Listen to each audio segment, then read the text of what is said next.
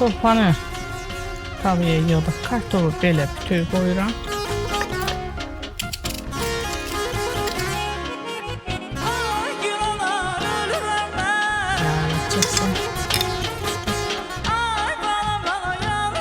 Təzə çolpaya heç nə eləmək lazım deyil. Hamısını bir yerə yığırsan, çox gözəl, dadlı, ləzzətli bir çolpa çıxacaq.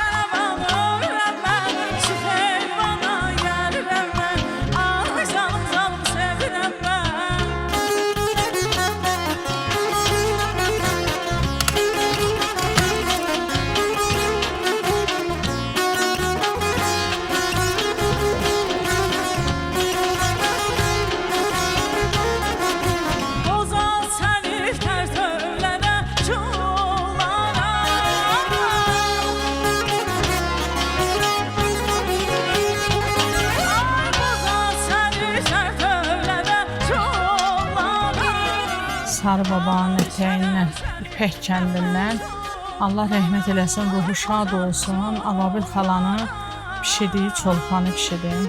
Beləcə nənə babalarımızın bizə qaldığı yeməklərdən, şirniyyatlardan, bax o dövrün, bax belə, qırmızın pişirdiyi, bax belə bir təzə çolpa, beçə.